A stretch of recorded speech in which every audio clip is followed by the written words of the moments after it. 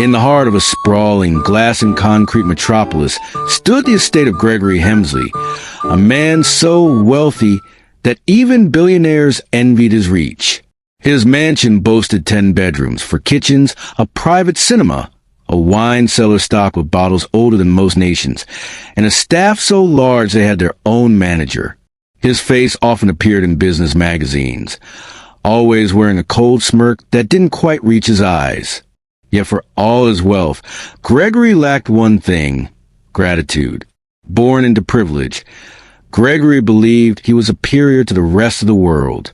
He spoke of the poor with disdain, mocking beggars and scoffing at charity. If they wanted to eat, he once told a news crew, they should learn to invest like the rest of us. Across town, in the shade of a crumbling overpass where sunlight barely reached, lived Elias, an old beggar with clouded eyes and a back permanently bent from years of labor.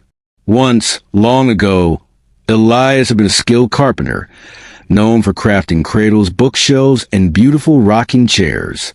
He had a small home, a loving wife, and enough to live with dignity. But misfortune came like a storm. His workshop burned in an accidental fire. Insurance denied his claim.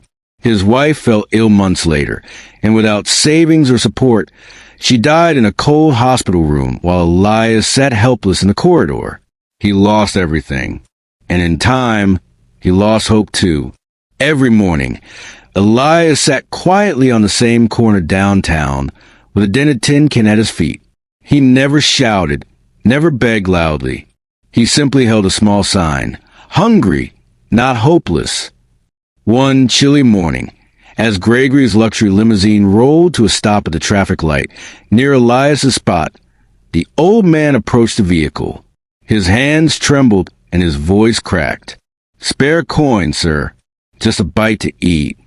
Gregory lowered the window, not out of kindness, but because he was bored. "Do I look like a soup kitchen?" he sneered. Elias lowered his eyes. "I meant no offense. Only—" Gregory cut him off with a derisive laugh and pulled a coin from his coat pocket. It was a rare silver coin, minted during a limited commemorative run for a royal centennial. A collector's piece worth several $1,000s. Gregory had no idea. It had been tossed into his coat pocket during a dull charity gala weeks earlier. "Here, buy yourself a future," he said mockingly, and flicked the coin to the window. The limousine sped off, the tires spraying slush and dirt onto Elias's legs. The old man stared at the coin for a long time. Something about it felt different. That evening, he visited a local pawn shop. The clerk's eyes widened. "Where did you get this?" Elias explained. The man offered him $7,000 on the spot. For the first time in years, Elias walked into a diner and ordered a hot meal. Then he bought clean clothes, rented a tiny room, and began doing what he had once done best, working with his hands. He found discarded wood and reshaped it into chairs and shelves, selling them at the local market. Word spread. The old carpenter was back. Customers returned. One small order became 5. 5 became 20. In time, Elias opened a modest furniture shop. Nothing fancy, just honest work, carved with love. And every Sunday, he gave out free meals in front of the shop to anyone who needed one. Years passed. Gregory Hemsley's empire collapsed like a house of cards. A string of scandals, tax fraud, failed mergers, and a betrayal by his own board stripped him of everything. Mansions were sold, cars repossessed, and his name blacklisted. The people who once cheered for him now mocked him in headlines. Bitter and broken, Gregory wandered the same streets he used to look down upon. He slept under bridges, wrapped in rags, surviving on scraps and memories of power. One evening, starving and delirious, Gregory found himself in a part of town he didn't recognize. Narrow alleys lit by warm lights and the scent of fresh bread. He saw a line of people waiting outside a shop. A wooden sign above read, "Elias and Sons Handcrafted Furniture." But it wasn't the furniture that caught Gregory's eye. It was a steaming pot of soup and fresh loaves of bread being handed out for free. Driven by hunger, he joined the line. His pride screamed, but his stomach overruled it. When he reached the front, a man with white hair and kind eyes ladled soup into a bowl and handed it to him with a smile. "Here, friend, you look like you've had a hard journey." Gregory stared at the face. Familiar. Too familiar. You're the beggar," he said, stunned.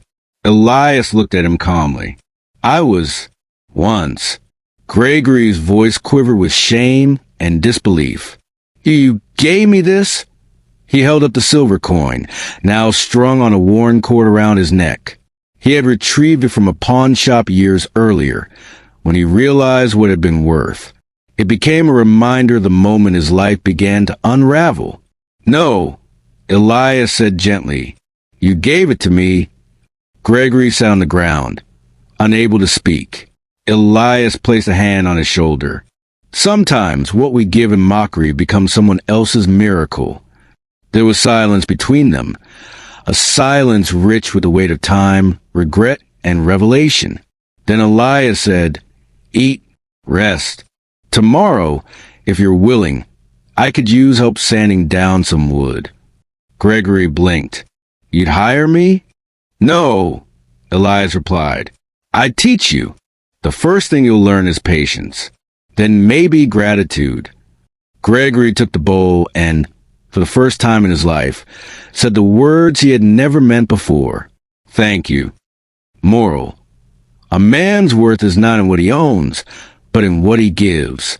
And sometimes, the smallest coin can buy the biggest second chance.